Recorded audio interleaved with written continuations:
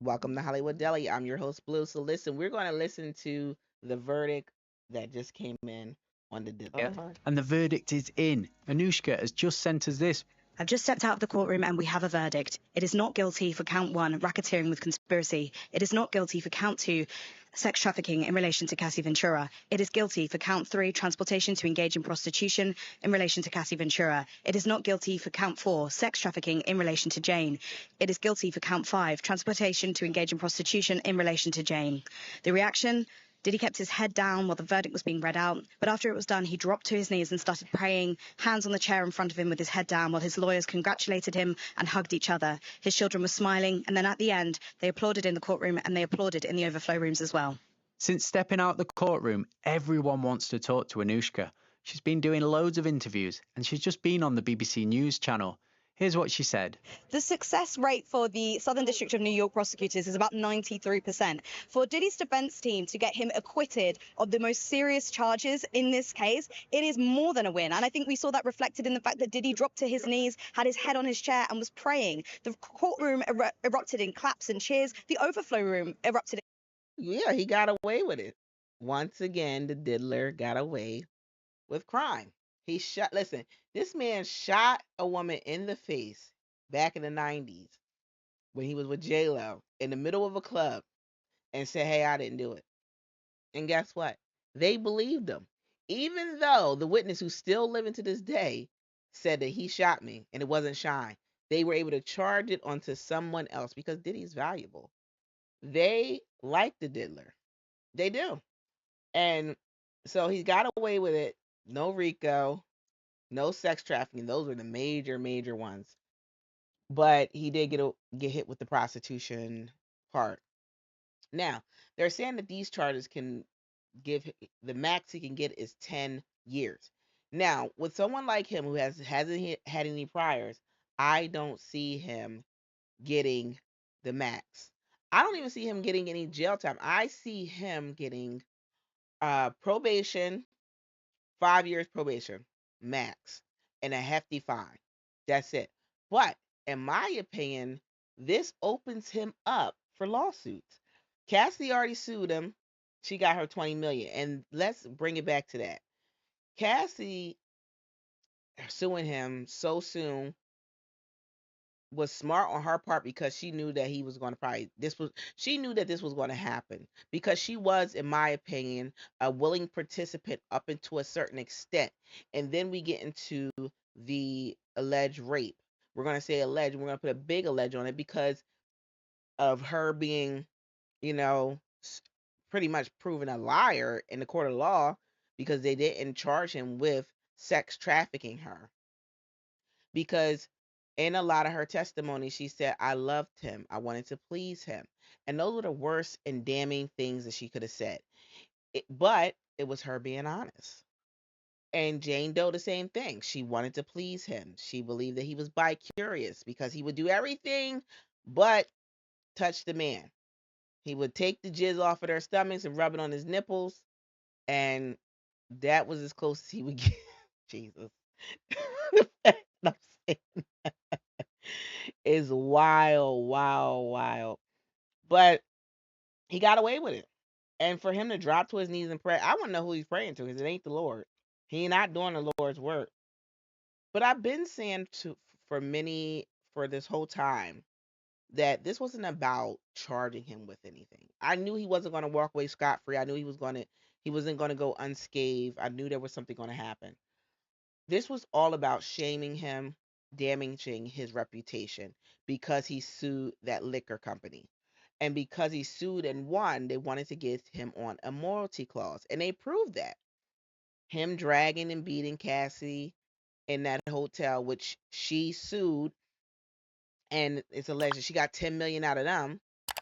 In my opinion, I would have loved, let me back up. I would have loved to see him get charged because of all the fuck shit he's done over the years. But they didn't put up a strong enough defense, and they went wrong when they used Cassie as the star witness. They needed a stronger witness. They needed more um, witnesses, more victims. They only had two, and they based their cases on two victims who were in love with him at one point. And Cassie, the only reason why she sued him, and she admitted this, because she wanted him to care. I don't think she really wants to be with the husband. I think the husband put her up to doing all this, and he's going to get his slice of the pie of all that money she got, and he's going to leave. She's got a lot of trauma and damage, and I don't see him sticking it out for the long haul. I think he wanted her to get her big payday so he can get a slice of it because he's half of it's going to be his. And I think that's going to be the end of them because I believe him sitting in that courtroom hearing all the details, all the nasty shit she was doing and willingly doing. I don't think she told him all the truth. I think he was embarrassed in that courtroom, and that's why he left out. I don't think it was because they told him to leave. I think he was partially embarrassed and probably was happy to leave after hearing all the nasty shit his wife was doing. But I, this is just my opinion. If Cassie wasn't suing, or didn't sue Diddy, didn't sue the what is it, the hotel, I believe that Diddy would have gotten years. I believe that he would have got his just due. But because he didn't because she was suing everybody, I believe that she muddied the water. She made it seem like she was just money hungry and out for blood, and that's all she wanted. She didn't really want justice, and that's unfortunate that because she wanted to be compensated for pretty much she wanted to be compensated for her service. You know, she done aged out with him because she was pushing 30. Now she's in her late 30s, and she wanted paid for her services, and that's what it seemed like. And because of that, I think that ruined the case. And then also the people doing the interviews, the bodyguard, the ex bodyguards, the one woman said in a documentary claiming that he anally raped her, and she didn't testify. You know, people weren't standing up to him, and this is what's been happening for years because people have not been standing up to him. He's been allowed to bully, and he's going to continue to. I believe that Jane Doe, aka 50 Cent's baby mom, she is still being financially supported by him. And soon as he gets out, he just was denied bail. They're not letting him out before sentencing. Sentencing ain't till October 3rd, which is crazy long. It's 3 more months. He gotta wait to find out if he's gonna do jail time, which is kind of fucked up, but it is what it is. They move at their pace. I believe that as soon as he gets out, he's gonna call Jane, and Jane's gonna be in a hotel, business as usual, doing these freak offs to pay her rent. Because she ain't getting enough money from 50 Cent. So she gotta make ends meet some way. She gonna use what she got to get what she want, which is kind of fucked up, but it is what it is. But I say this in conclusion that the Diddy and the Diddler case was a cautionary tale. To all you young women up here chasing these men with money and chasing them exclusively because they got money, that thirst and that clout chasing might cost you everything. You seen it with Cassie, costing her career. She wasn't able to launch her career because she got wrapped up in this with this fool. And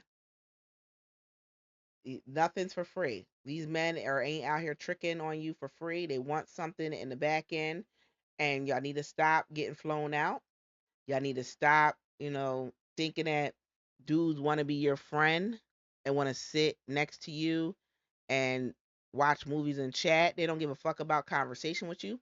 They want that ass. They want that ass, and some of them paying top dollar for it. So I have Kanye and I have Lil Wayne up on the screen, but I don't want to talk about Lil Wayne. I want to talk about Kanye West because Pusha T has been doing a lot of press. Him and his brother from the Eclipse, Malice, have gotten back together. They're performing again. And hopefully they release an album, they release a song, so be it. But they talked about Travis Scott and how Travis Scott has been very disloyal and how Travis orchestrated and participated in the beef with Drake and not Kanye West, who was it? Kendrick, and how he put himself in the middle of things and did little shady things when he was promoting his album Utopia. He sat there and came, played Meltdown, but didn't play them the Drake verse where he was dissing Ye and dissing Pusha T. And so Pusha was very upset with that, and he dissed Travis Scott in the song "So Be It." But he did get candid about I forget what the podcast was called, where he talked about his relationship with Kanye West and how they pretty much don't have a relationship outside of music, and it was music that connected them all this time. So now I'm starting to be like, all right, Pusha, so we clout chasing now? You act like you're above things, but you're a clout chaser because you said that you recorded Travis Scott crying over Kylie Jenner, who does that. So I'm starting to realize you are just as bad as Drake, if not worse. And you're starting beefs to sell your music because the music ain't selling. Music, there's no money in music anymore. City girls have told us that, and I believe them because they're no longer together. And I saw I'm sorry, not Jay Z, JT performing, and she did very well, in her performance. Anywho, back to the matter at hand.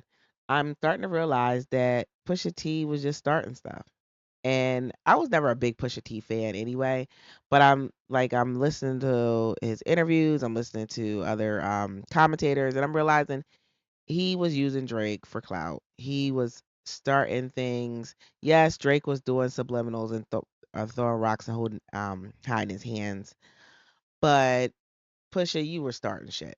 But you know what? I'm going to talk about Wayne. So Wayne let Drake get dissed on his song "Banned from New Orleans," and he let Nicki Minaj, his pit bull, do it. Nicki, I see you, sis.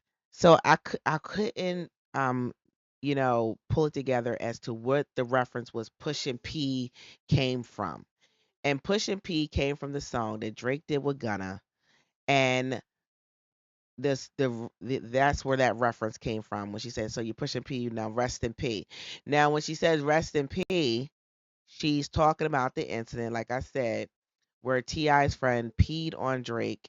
I think this is before Drake became really big, in a movie theater. I don't know why they all were in the same movie theater. Whatever, that's their thing. And then T.I.'s at some point confirmed it through a song, and I forget what song it was. I would, name drop it. But we're seeing the cracks of the industry. We're seeing the cracks. Diddy got away with murder, well, attempted murder, and he got away with